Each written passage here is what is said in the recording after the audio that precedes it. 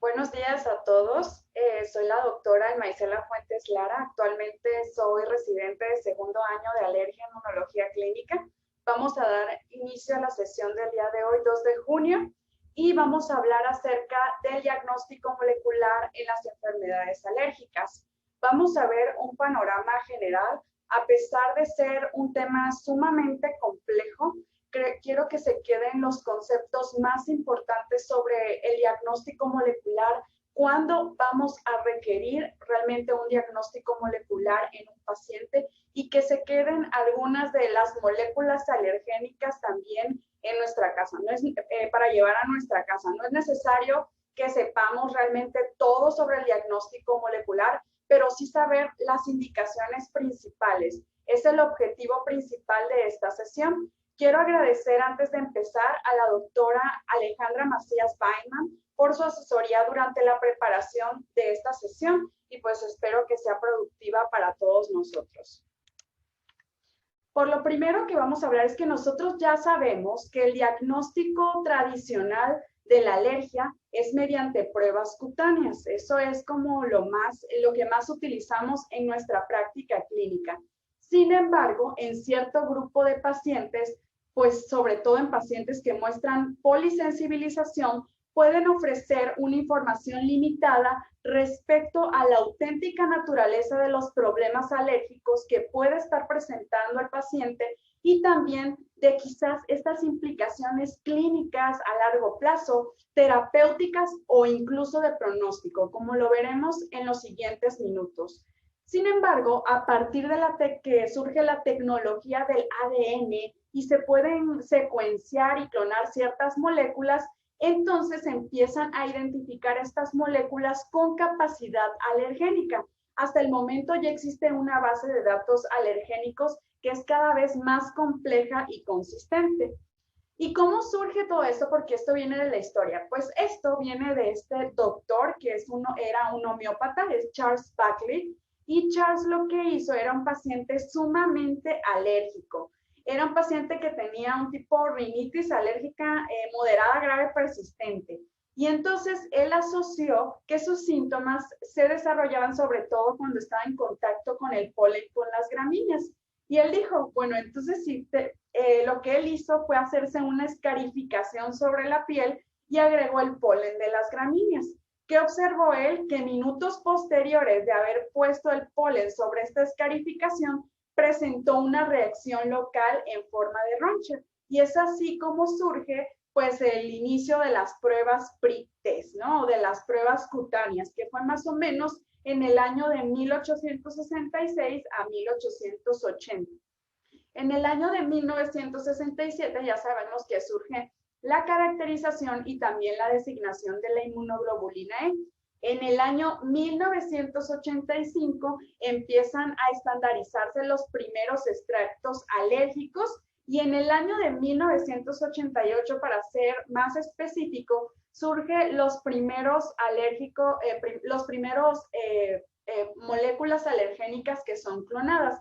El primer alérgeno clonado fue la molécula del abedul, en este caso fue B1. Ahorita vamos a hablar por qué se dio este nombre. Para el año entre 1995 al 2000, entonces ya empiezan a surgir estos paneles alergénicos. Primero surgió el singleplex y luego surgió el multiplex, más o menos en el año 2001, y pues hasta el momento existen más de 200 moléculas alergénicas que pueden ser detectadas mediante el diagnóstico molecular. La definición más amplia de lo que es un alérgeno es cualquier molécula que se puede unir a los anticuerpos IgG. Hay varios sitios de entrada al cuerpo, sin embargo, estos son los más comunes. Las superficies mucosas, sobre todo de las vías respiratorias, a través de la nariz, pueden entrar virus y también pueden entrar aeroalérgenos. El tracto digestivo es otro sitio común de entrada mediante la ingesta de alimentos o incluso medicamentos. Y en los últimos años ha surgido la teoría de que la piel también es una vía de sensibilización, sobre todo en pacientes que presentan deficiencia de pilagrina. Entonces, estas van a ser nuestros sitios más comunes de entrada al cuerpo. Es importante conocer cómo se divide un alérgeno. Un alérgeno puede ser sensibilizante o no sensibilizante. ¿A qué nos referimos cuando hablamos de un alérgeno sensibilizante o primario? Pues va a ser el que es capaz de inducir anticuerpos IgE específicos frente a un alérgeno, contrario a lo que pasa con un alérgeno no sensibilizante o secundario. Este alérgeno solo puede causar síntomas alérgicos si el contacto previo con un alérgeno, en este caso, por ejemplo, el alérgeno primario, está relacionado. A esto es lo que llamamos reactividad cruzada. Y el ejemplo más claro que tenemos es el polen del abedul, que la molécula alergénica es BT1, y la manzana. El primario sería el abedul y la manzana sería el no sensibilizante o secundario, porque porque tienen reactividad cruzada. También es importante que tengamos 4 conceptos de los que vamos a desmenuzar durante estas próximas diapositivas. La reactividad cruzada es una respuesta inmunológica que es causada por cierta similitud estructural y que puede involucrar moléculas que no son responsables de la sensibilización original. Lo que decíamos, el alérgeno primario o sensibilizante es el abedul o BT1 y el alérgeno no sensibilizante, pero por tener esta similitud causan una reacción similar que es el de la manzana. Después tenemos el concepto de panalérgeno, o sea, como que abarca todo. Es un alérgeno que, como su nombre lo dice, es omnipresente o que está presente en toda la naturaleza, o sea, en muchas fuentes alergénicas, ya sea, por ejemplo, animales, frutas, vegetales. Y esta estructura está modificada muy poco por la evolución. Después tenemos los conceptos de alérgeno menor y alérgeno mayor. Un alérgeno menor es aquel que se une a IgE en menos del 50% de las personas y un alérgeno mayor es aquel que se une a IgE en más del 50% de las personas. Este es un ejemplo de reactividad cruzada entre, por ejemplo, pólenes de árboles y frutas. Por ejemplo, lo que ya veíamos con el abedul y la manzana. Este sería como el anticuerpo que se va a unir al antígeno, el antígeno X. Sin embargo, la reactividad cruzada es cuando este anticuerpo puede identificar estas moléculas, y vemos aquí son 2 antígenos diferentes, pero son muy similares en estructura, y esto es lo que da la reactividad cruzada. En este caso podemos decir que tiene o epítopos compartidos o epítopos similares. Un panalérgeno era lo que yo ya les había comentado, es algo que está omnipresente, son moléculas que se encuentran en la naturaleza y tienen una función esencial, y esta estructura se mantiene conservando una elevada homología entre diferentes especies. Por ejemplo, aquí tenemos una panalérgeno, serían las profilinas, y esta estructura se comparte, por ejemplo, con ciertos vegetales, con leguminosas, granos, con pólenes, el látex y otras especies. Entonces, a eso es lo que nos referimos con panalérgeno. Y esto es lo que hablo acerca de alérgeno mayor y alérgeno menor. Son un ejemplo del alérgeno de la leche, en la caseína y en el suero. Vamos a enfocarnos sobre todo aquí. Todos dicen mayor, y aquí a partir de estos 3, que es VOS de 6, VOS de 7 y lactoferrina, tenemos al que dicen alérgenos menores. Si ustedes se dan cuenta en esta tabla de la derecha, vemos que aquí el rango de sensibilización es de arriba del 50%, por eso son mayores, mientras que aquí los alérgenos son debajo del 50%, por lo tanto son alérgenos menores. Estas tablas las podemos encontrar en el manual de la EASI sobre alergia molecular, y para que ustedes sepan por qué se llama mayor y menor, que como que los identifiquemos con más facilidad. Y bueno, ya les estuve comentando acerca del BT1, del mal de 1, que es la manzana, pero ¿de dónde derivan estos nombres? Los nombres de los alergenos se basan en el nombre científico de latín, ya sea de la especie vegetal o animal de donde se origina el alérgeno. En este caso, el nombre científico en latín de la vedula es, en este caso, la Betula verrucosa. Entonces, ¿qué se hace cuando tenemos su nombre científico en latín? Se toman las primeras 3 letras del género, estas que son Bet, y posteriormente la primera letra de la especie. Entonces, hasta aquí tenemos Bet, B, y el número, en un principio el número se daba por el orden del descubrimiento. Entonces, BP1, que ustedes se acuerdan que fue la primera molécula clonada, pues fue el primer alérgeno del polen del abedul que se descubrió, de ahí que se llame BP1. Y de ahí es así todos derivan de ese nombre, pero hay ciertas variantes. Por ejemplo, hay alérgenos que están relacionados o que tienen reactividad cruzada entre diferentes especies, incluso obtienen el mismo número si aún están disponibles. ¿A qué me refiero? Por ejemplo, el homólogo de BP1 es la manzana y es la avellana. Entonces, por ser homólogo pueden recibir el primer número, tal como les muestro aquí. Por ejemplo, en la avellana sería Cor A1 y en la manzana es mal de 1. Pero otro homólogo que presenta el BP1 es el del maní. Sin embargo, los números 1 al 7 ya estaban ocupados. Por eso es ARA H8. Si hubiera sido 1, podría ser ARA H1. Sin embargo, como ya estaban ocupados del 1 al 7, pues se le dio el primer número que no estaba descubierto o descrito más bien. Luego vamos a hablar del isoalérgeno y de la isoforma, que tienen la misma estructura y función de la proteína dentro de la misma especie. Sin embargo, hay ciertas cosas que varían. Por ejemplo, cuando hay un isoalérgeno, tiene una identidad secuencial del 67% versus al alérgeno original y se le agregan 2 puntos después del punto decimal, en este caso 1.04. Este es el alérgeno de la avellana. Y la isoforma comparte una identidad secuencial del más del 90% del alérgeno original, y ya aquí es cuando hay una isoforma se le agregan 2 números más. También es importante que para alergia molecular sepamos que aquí no se utilizan extractos proteicos, sino únicamente se utilizan ya sea extractos naturales o recombinantes que ya se encuentran purificados. Y esto permite una adecuada estandarización según el método que se utilice, ya sea singleplex o multiplex. Entonces, los prefijos que se utilizan para los naturales van a ser la letra N, y los que se utilizan mediante recombinación se van a utilizar el prefijo R. Esta imagen es muy bonita realmente, porque aquí nos identifica que es una fuente de alérgeno, un extracto y un componente alergénico. Entonces, pues la fuente del alérgeno va a ser todo el tejido, la partícula, el alimento, el animal. Por ejemplo, el polen, el ácaro del polvo, el gato, esa es mi fuente de alérgeno. Los extractos enteros pueden ser una mezcla de proteínas que pueden ser alérgicas y no alérgicas, y pueden ser carbohidratos, lípidos, incluso otras moléculas, pero estas son extraídas obviamente de la fuente original.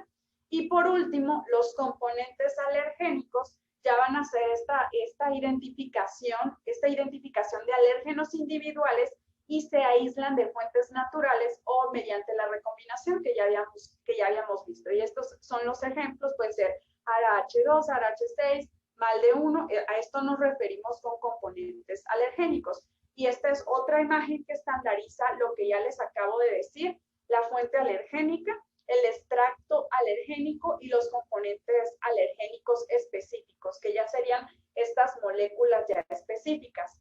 ¿Cuáles son las ventajas de los componentes, de los extractos versus los alérgenos? Algo bien importante es que los extractos, por ejemplo, los extractos de alérgenos tienen fácil preparación, son baratos de obtener, contienen muchas proteínas alergénicas y la autorización del mercado es relativamente sencilla. Sin embargo, las desventajas de los extractos alergénicos es que es muy difícil la estandarización, además de que tiene mezclas de composiciones que son desconocidas. También tiene una degradación endógena, lo que produce una baja sensibilidad, y la complejidad de esta mezcla de proteínas le ocasiona una baja especificidad. No es lo mismo con los alérgenos moleculares, que podemos tener más ventajas, o sea, hay una detección de una sensibilización verdadera o genuina, la identificación de esto de una reactividad cruzada, las proteínas son muy definidas, son proteínas altamente purificadas, y además otra cosa bien importante es que son más seguros. No es lo mismo hacer, por ejemplo, utilizar un extracto de alérgeno en una persona o un alérgeno molecular ya obteniendo solo la muestra de sangre del paciente. O sea, sobre todo en caso me refiero a pacientes que han mucho más seguro utilizar los alérgenos moleculares versus los extractos de alérgenos. Sin embargo, ¿qué pasa con los alérgenos moleculares? Uno, bueno, creo que hay muchas desventajas, pero más ventajas que desventajas, pero es una preparación muy laboriosa, son caros de primera instancia, no todos tienen como la oportunidad de hacerse o utilizar alérgenos moleculares. En algunos casos, pues los paneles de alérgenos aún están sin completar, sobre todo para algunas fuentes de alérgenos, o sea, no están identificadas todas las moléculas, todavía faltan muchas por descubrir. Y otra cosa es que la autorización del mercado puede ser muy difícil. Sin embargo, siempre es importante hacer una historia clínica completa. Esto es cómo nos vamos a ir o qué es lo que tiene que pasar para que nosotros pidamos un diagnóstico molecular o a quién se lo vamos a pedir. Siempre y en todas mis sesiones, en los momentos, siempre va a ser importante una historia clínica. Y ahorita vamos a llegar que incluso cuando tengamos un diagnóstico molecular, va a ser importante la historia clínica.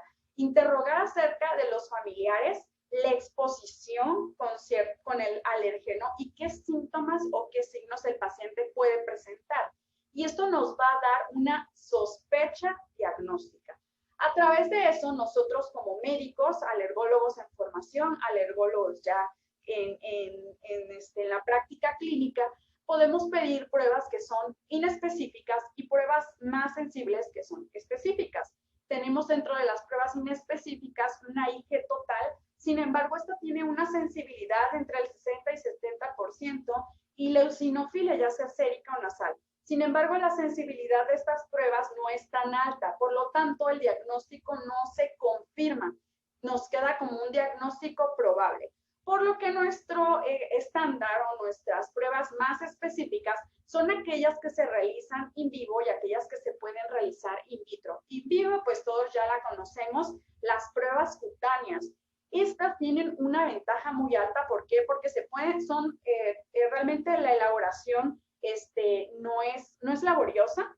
Estas pruebas tenemos resultados rápidos para los pacientes y también para nosotros y podemos iniciar inmunoterapia. Sin embargo, bueno, de manera rápida también. Sin embargo, también tenemos las pruebas in vitro, que también pueden confirmar el diagnóstico, sobre todo en pacientes como muy específicos, que ahorita vamos a hablar.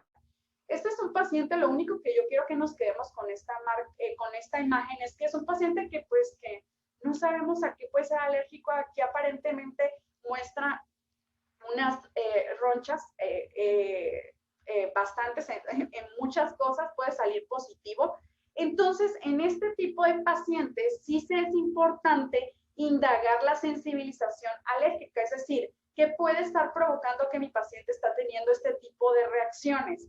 Y en estos pacientes que están polisensibilizados, ahí sí sería indicado utilizar el diagnóstico molecular para saber sobre todo si hay una especie de reactividad cruzada o si lo está ocasionando un panalérgeno. Y entonces tenemos estas indicaciones para el diagnóstico molecular que son obtenidas sobre todo de la guía mexicana. Pacientes que tienen muestran polisensibilización, que tienen síntomas poco claros y que no están respondiendo de manera adecuada al tratamiento. También pacientes en quien la historia clínica y los métodos tradicionales de diagnóstico no identifican el alérgeno causal. En pacientes que también presentan múltiples sensibilizaciones a pólenes en pruebas cutáneas y que tengan indicada una inmunoterapia. Estas son las principales indicaciones, pero también hay más pacientes, por ejemplo, que tienen anafilaxia y que no podemos hacer las pruebas cutáneas. Digo, el riesgo es relativamente bajo, pero ahí está. No es lo mismo hacerlo in vitro. Y bueno, también hay que indagar que el diagnóstico molecular tiene ventajas y desventajas. Sí detecta muchas moléculas alergénicas, pero no todas, ¿no? Es una herramienta útil para distinguir una sensibilización genuina o única de una sensibilización por reactividad cruzada. Las ventajas: mayor precisión diagnóstica, obviamente, permite distinguir moléculas relevantes y en ciertos casos puede brindar información sobre el pronóstico del paciente. Ahorita vamos a ver por qué nos permite tener esta información sobre pronóstico. ¿Cuáles son las desventajas? que dependiendo del país se necesitan estudios multicéntricos a gran escala, sobre todo basado en las poblaciones para evaluar los patrones de sensibilización y también con ello la elección correcta de las moléculas para analizar. Otra desventaja que le veo es el costo de la prueba. El costo, no todos tienen acceso a este tipo de pruebas, entonces es un método costoso. Y otra cosa es que no todas las personas pueden hacer diagnóstico molecular. Se necesita de un especialista que ya esté capacitado, es decir, un alergólogo, inmunólogo, que conozca de aerobiología, pero ahora, ¿qué otra cosa también? Que pueda hacer esta incorrecta interpretación entre la clínica que presenta el paciente y también entre lo que nos está arrojando el diagnóstico molecular, porque los resultados muchas veces nos pueden dar un valor de IgE elevado sin que el paciente presente clínica del paciente. Entonces sí se necesita hacer también la correlación, lo que yo les comentaba de que la clínica también es importante. O sea, no puedo yo, aunque salga positivo, quitar el alérgeno si no está ocasionando síntomas. Ojo, si no ocasiona síntomas. Vamos a hablar acerca de cómo se puede hacer el diagnóstico molecular. Hay varias pruebas. Uno es el singleplex y el otro es el multiplex. Como su nombre lo dice, el singleplex se puede utilizar solo para comparar una muestra de sangre con un solo componente alergénico de un paciente. Sin embargo, el multiplex se puede utilizar para comparar de una muestra de sangre de un solo paciente, pero para varios componentes alergénicos. Estas son las pruebas que utilizamos actualmente para singleplex y para multiplex. Tenemos en singleplex el Immunocap, el Immunolith o el Hitech 88 Falcon. Y para el multiplex tenemos más pruebas, el Immunocap, el Faber 244, el Allergy Explorer o el ALEX y posteriormente el ALEX 2, que muestra más sensibilidad y especificidad porque tiene algo que detecta los SD, de lo que vamos a hablar ahorita. Y bueno, aquí otra de las diferencias del singleplex y del multiplex es que el singleplex va a ser cuantitativo, mientras que el multiplex va a tener valores semi-cuantitativos. Aquí tenemos el ISAC 112. Ustedes ven que son unos paneles o los alérgenos se colocan aquí sobre una fase sólida y aquí lo que se ponen es que se ponen como ciertos, se ponen los anticuerpos y entonces se va a hacer una especie de aglutinación y eso es lo que se va a medir. El ISAC 112 mide 43 alérgenos de 17 alimentos, 30 alérgenos de 16 aeroalérgenos estacionales, 27 alérgenos de 13 aeroalérgenos perennes y 12 alérgenos de otras fuentes alergénicas. Y de ahí su nombre. Esto es uno de los métodos más utilizados. El Faber 244 es creado a base de nanotecnología. Igual se utiliza una fase sólida con los alérgenos sobre estas bases sólidas y detecta 122 moléculas alergénicas y 122 extractos. Después tenemos el ALEX 2, que yo creo que es uno de los más específicos y sensibles. Este tiene 120 extractos y 170 moléculas alergénicas y lo que lo hace más sensible y específico es esta reducción de la CCD integrada que vamos a hablar, que realmente pues es algo que yo no sabía y que ahorita vamos a hablar de ellos. ¿Cuáles son las ventajas relacionadas con el rendimiento, sobre todo del singleplex y del multiplex? Bueno, el singleplex pues tiene una mayor sensibilidad analítica del ensayo, tiene una cuantificación y una precisión potencialmente más precisas y esto puede facilitar la comparación entre diferentes reactivos alergénicos. Tiene más medidas de control de calidad y externas más establecidas. El multiplex también tiene ventajas, tiene una mayor velocidad de análisis y una conservación de volumen de muestra que facilita sobre todo las pruebas pediátricas. Algo que no les comenté y puede ser desventaja de ambos es que a diferencia de nuestras pruebas in vivo, que son las pruebas cutáneas, las pruebas pues las tenemos resultados en 20 minutos y a diferencia del singleplex y el multiplex, estos se pueden llevar un poco más de tiempo, incluso semanas. Ambos pues la desventaja común que muestran es que son costosos, pero el singleplex es mucho más costoso, sobre todo en caso de cribado a gran escala. El múltiplex tiene una sensibilidad analítica un poco más baja y tiene una capacidad reducida para cuantificar con precisión cada anticuerpo de IgE, sobre todo porque puede detectar muchos. Y ahora sí vamos a hablar de lo que son los CCD. Es algo bien interesante. Los determinantes se llaman así porque son determinantes de reacción cruzada de los carbohidratos. Y entonces son estructuras de carbohidratos que están presentes en humanos, en plantas, en insectos. Pero ¿qué pasa con esta producción de IgE? Y entonces las IgE frente a CCDs no van a participar en la alergia como tal, pero pueden inducir signos clínicos de la enfermedad alérgica. Y también pueden detectarse como si fueran un alérgeno. Entonces, ahí creamos como falsos positivos. Estos son algunos de los ejemplos de CCD, pero lo más importante va a ser esto. Normalmente los anti-CCD pueden ser detectados en las pruebas serológicas de la alergia, si se utilizan, ¿no? Los animales y las personas que producen IgE frente a los CCD tienen que pasar como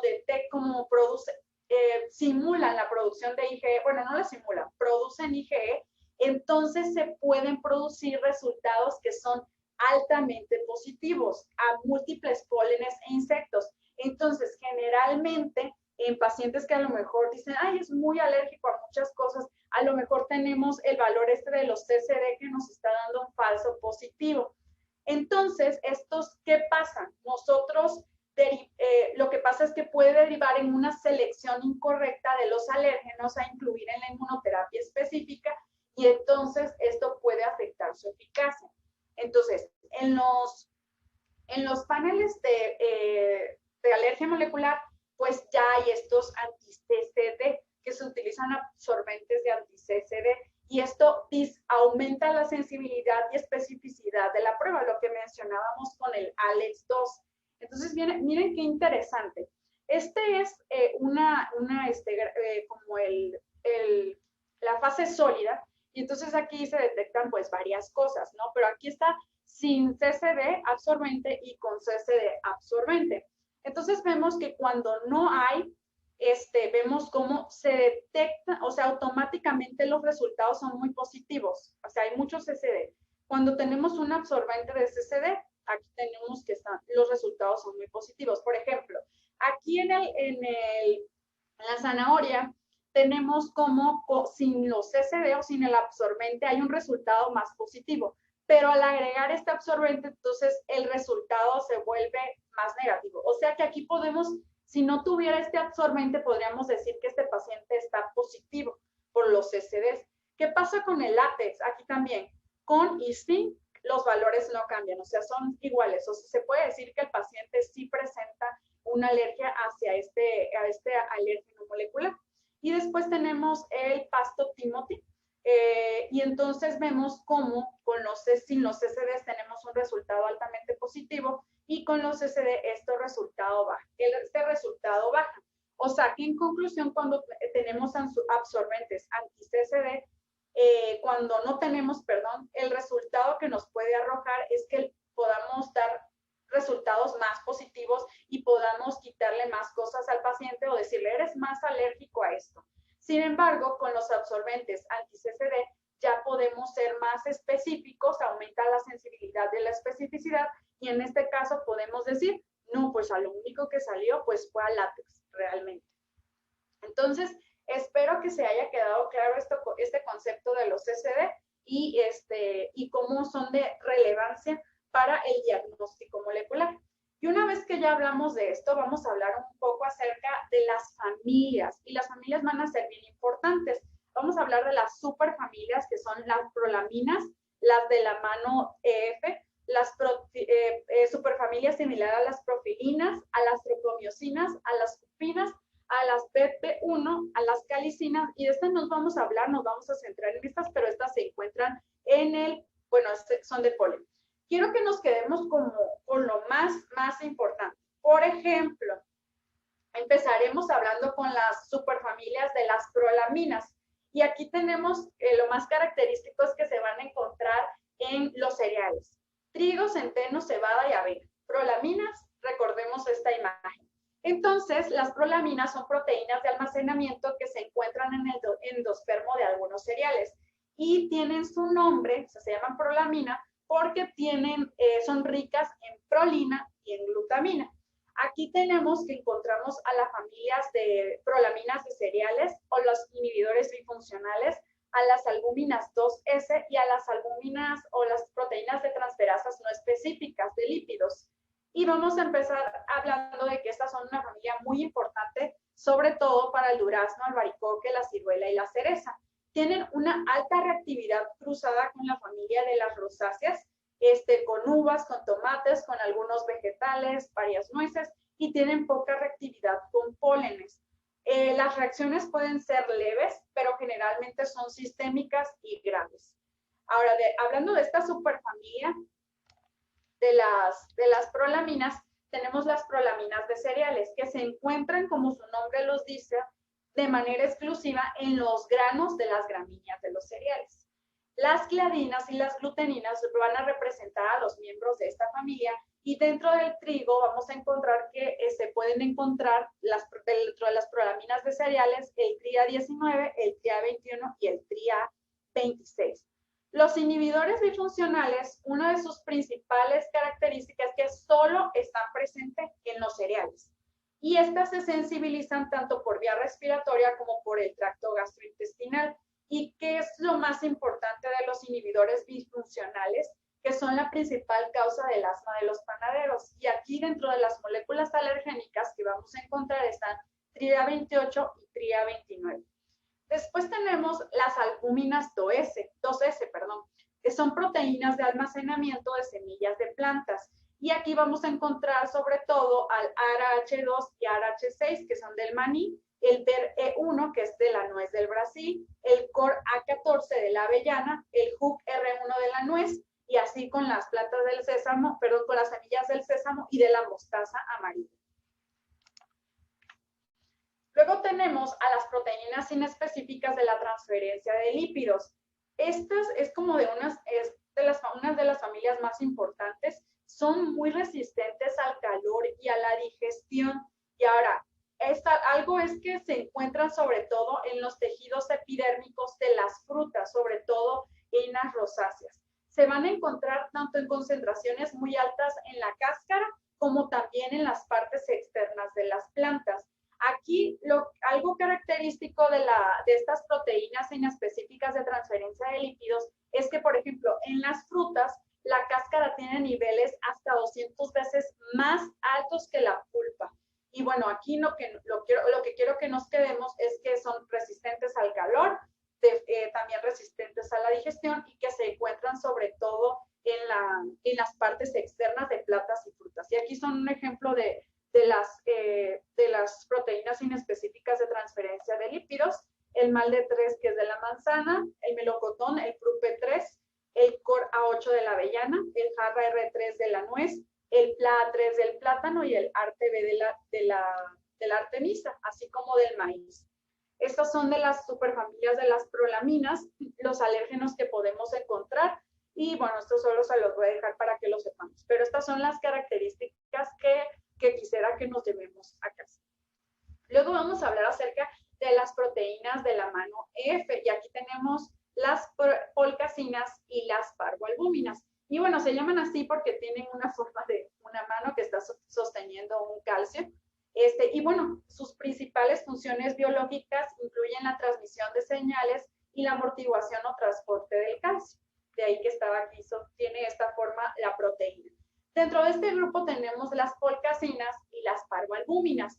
Las polcasinas son proteínas un poco más pequeñas de polen, que más o menos miden de 9 a 12 9 kilodaltons, y no tienen una función biológica desconocida. Lo que sí se ha observado es que son causantes del 5 al 10% de las sensibilizaciones al pólenes, y estas sí, únicamente su expresión está restringida al polen, así que no va a causar síntomas con alimentos. Dentro de las principales polcasinas tenemos aquellas que incluyen a moléculas del abedul, como el BET-B4, el PHL del dimérico de la hierba Timothy y el tetramérico CHEA3 del Chenopodium alba.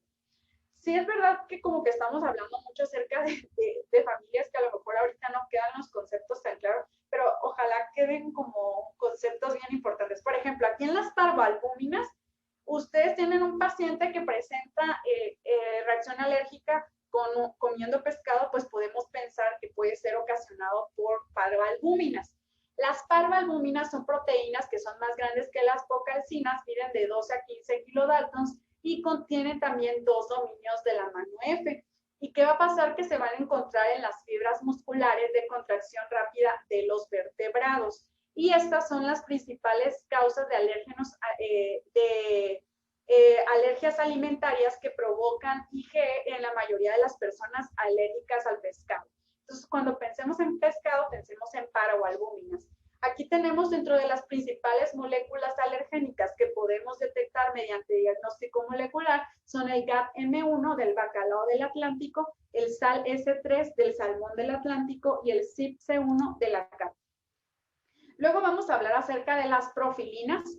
Las profilinas se encuentran en todas las células eucariotas y tienen una alta identidad secuencial entre moléculas homólogas, se dice que casi del 80%.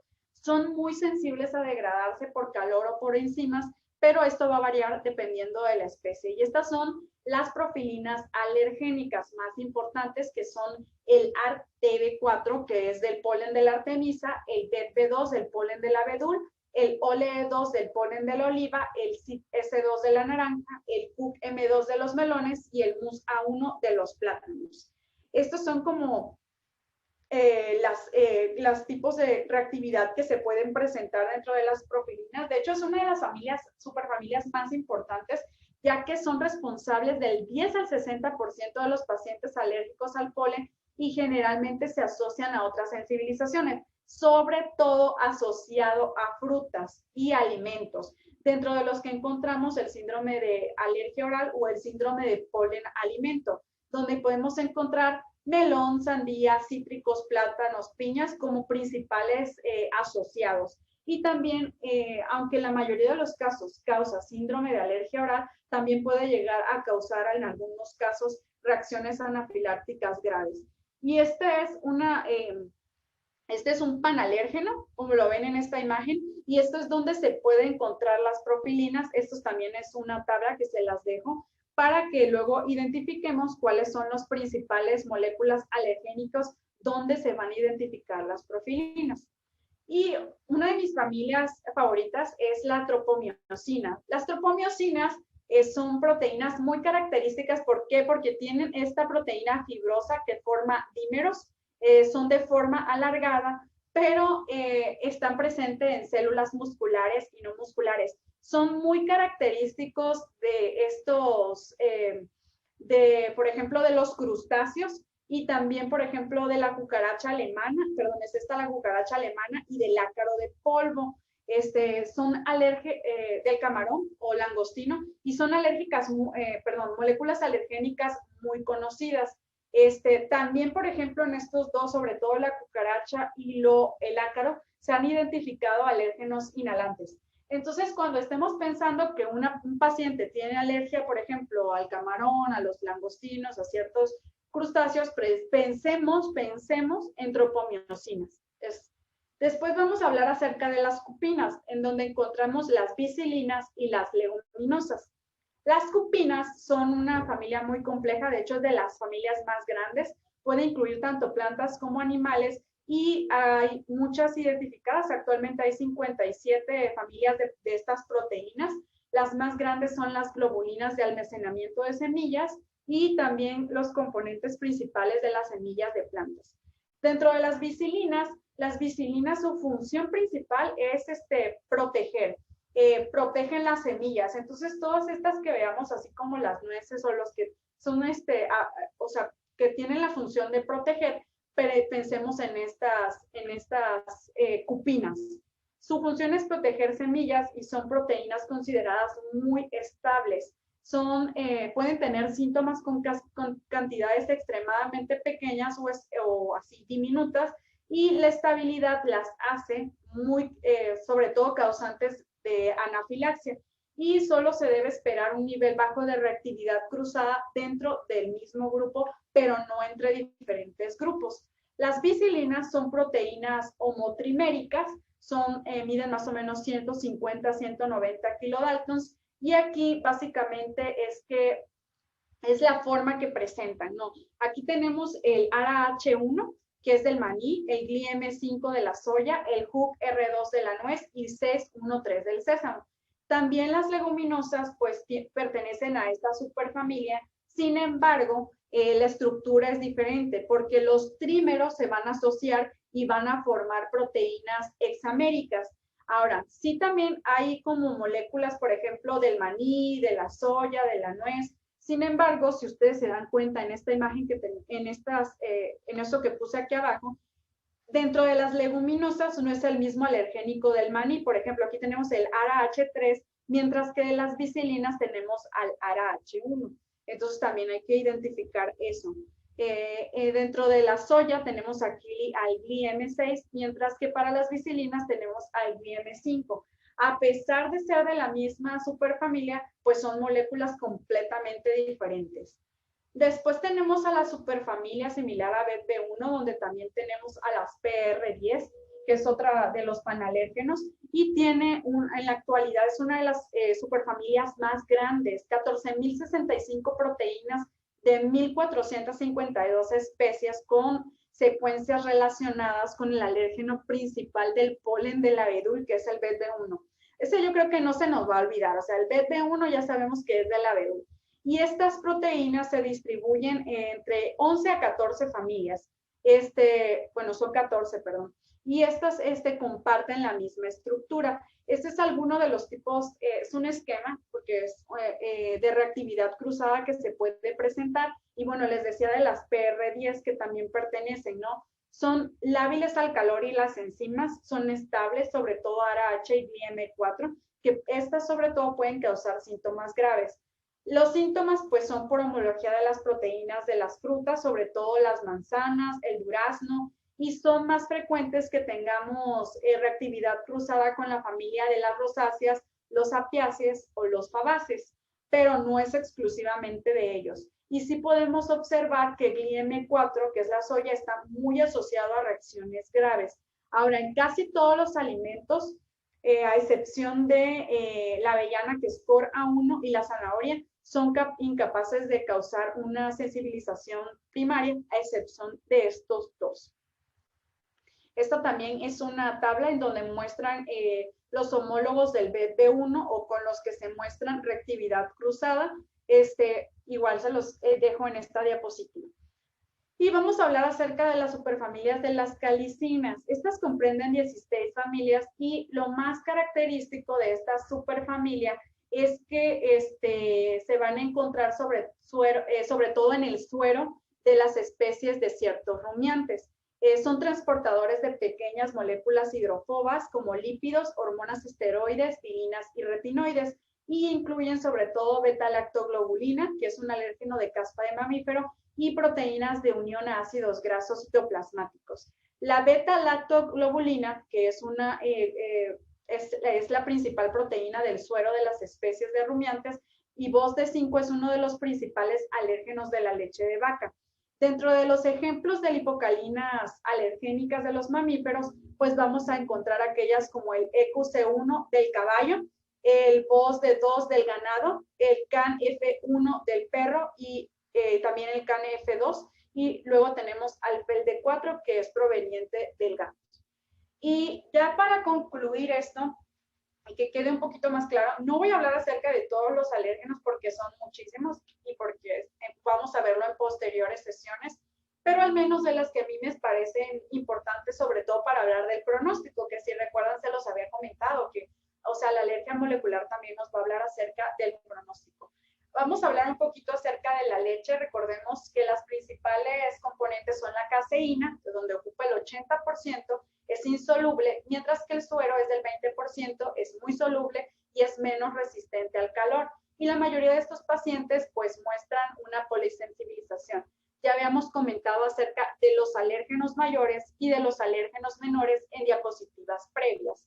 Pero, ¿cuál es la ventaja molecular, sobre todo es que puede predecir esta polisensibilidad de síntomas con la leche horneada y el tiempo de resolución de los síntomas. ¿Qué se ha observado en estudios? Que los niños que muestran valores de más de 50 kilounidades por litro tienen una mayor probabilidad de persistir hasta la adolescencia. Y por lo tanto, si ya tenemos como este factor, no tenemos que valorarlo tan frecuente. Ahora, con el huevo, ya sabemos que existen diferentes proteínas entre la yema y la clara. El alérgeno que es es el dominante, por así decirlo, es el GALD1. Y la eliminación solo se debe hacer de las formas del huevo que no se toleran. Pero, ¿qué pasa con el estudio molecular?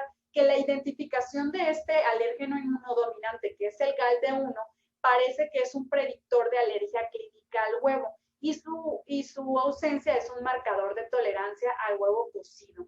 Entonces, por ejemplo, si tenemos valores de más de 4 kilounidades por litro, pues hay una alergia clínicamente relevante. Pero si tenemos valores de más de 10.8, ahí podemos decir que el paciente es muy poco probable que tolere el huevo horneado.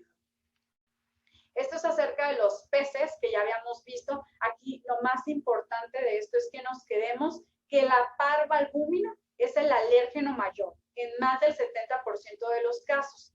Pueden tener otras moléculas como por ejemplo el SALC1, el SALC2, el SALC3 y también hay una reactividad cruzada entre las diferentes especies. Entonces, saber qué alérgeno identificamos en alergia molecular, sobre todo al médico que va a ser el encargado de interpretar, nos puede predecir acerca de qué otras cosas no podemos consumir. Estos son algunos de las especies, de las familias y cuáles son los alérgenos moleculares y la relevancia por sensibilización que se ha identificado. Y como ustedes ven, en casi todas estas órdenes, la parvalbúmina, es la superfamilia dominante. Después tenemos a los mariscos, y se acuerdan que yo les había dicho que era mi familia favorita. Los mariscos, sobre todo los camarones o los langostinos, aquí lo más importante va a ser la tropomiosina, y son alérgenos que son asociados a anafilaxia. Aquí, ¿qué es importante saber de la tropomiosina? Que es un mejor predictor, a diferencia de las pruebas cutáneas o incluso por IgE específica para camarón. Y aquí es importante conocer que existe una homología estructural de más del 95%, por lo que la mayoría de los pacientes, si tienen esta alta homología, van a presentar reactividad cruzada si tienen a otros crustáceos. Por ejemplo, el 75% de los pacientes pueden mostrar una reactividad cruzada con PEN-A1 y reactividad cruzada con PER-P1, que es la misma especie de los crustáceos. Pero no es lo mismo que con los moluscos, en donde tienen poca reactividad cruzada. Entonces, si es un paciente que tiene anafilaxia y que ha presentado anafilaxia a los crustáceos, pues también les vamos a ir diciendo, sabes que esto no lo puedes consumir. Y por último, vamos a hablar de los alérgenos de animales y sobre todo para saber si muchos pacientes nos llegan diciendo si pueden tener un perro, si pueden tener un gato, o algunos pueden decir que si pueden llegar a tener un caballo. Entonces vemos que aquí están las moléculas del gato, son 8 moléculas identificadas del 1 al 8, y vemos como, por ejemplo, cuando tenemos que se detecta la molécula del FeLD4, que es una lipocalina, tiene un riesgo moderado e incluso alto de una reactividad cruzada, sobre todo con EQC1, que pertenece al caballo, y el CAN-F6, que es del perro, Y el FeLD8 también, que pertenece al gato, que tiene una proteína que es semejante a la laterina y tiene alto riesgo de reactividad cruzada con CAN-F1. Entonces, sobre todo, que es FeLD4, EQC1 y CAN-F6, pues tienen riesgo moderado de reactividad cruzada y sobre todo, pues el paciente no va a poder tener ni un perro ni un gato, ¿no? Pues si presenta síntomas. Luego tenemos las estructuras moleculares, los alérgenos moleculares del perro, que son 6, del CAN-F1 hasta CAN-F6, y vemos como las lipocalinas, aquí por ejemplo CAN-F1 es una lipocalina que tiene alta reactividad con reactividad cruzada con FeLD7, es decir, el gato. Y también el CANF3, que es una cero albúmina, también tiene alto riesgo de una reactividad cruzada con otras cero albúminas. De ahí que es bien importante que sepamos con qué cruzan. Y por último, el CANF6, que también tiene un moderado, es una lipocalina, que tiene un riesgo moderado de reactividad cruzada, pues ya lo habíamos visto en la diapositiva anterior, con el FeLD4 y EQC1. Lo mismo con el caballo. Entonces, nuestro paciente que llega así no va a poder tener ni caballo, ni perro, ni gato. Ajá. Sobre todo por este riesgo moderado grave de reactividad cruzada entre estos, sobre todo EQC1, FeLD4 y CANF6. Con esto concluyo la clase. Espero que los conceptos principales de alergia molecular hayan quedado claros y hayamos conocido un poco más de alergia molecular y por qué es tan importante la alergia molecular. Quiero concluir que el diagnóstico molecular o diagnóstico por componentes es una realidad, y es una realidad sobre todo en las consultas ya de alergia. En nuestro país ya existen 4 o 5 centros en donde se hace el diagnóstico molecular. Nuestro centro es uno. Sin embargo, a pesar de que tiene una mayor precisión diagnóstica, solo debe de estar disponible para cierto grupo de pacientes. Recordemos que en nuestro caso, las pruebas cutáneas, pues nos van a ayudar un poquito más, sobre todo si queremos resultados más rápidos. Pero sí, también en algunos casos se ha visto que la inmunoterapia compuesta por algunas proteínas alergénicas pues puede ser de utilidad, aunque esto todavía no está en nuestro país. Hay que también individualizar a cada uno de nuestros pacientes, sobre todo ver las desventajas que ya les había comentado y también las ventajas, obviamente, pero sí ver que es un estudio que, a pesar de ser muy bueno, sumamente específico y sensible, pues es altamente costoso, pero sí nos puede beneficiar, sobre todo en pacientes que tienen alto riesgo de sensibilización, que presentan una polisensibilización, o en casos de anafilaxia grave. Entonces, tenemos que individualizar y tenemos que ver que cada diagnóstico, o sea, es diferente en cada país. Y bueno, con esto concluyo mi clase. Espero que se hayan quedado los conceptos importantes y pues muchas gracias.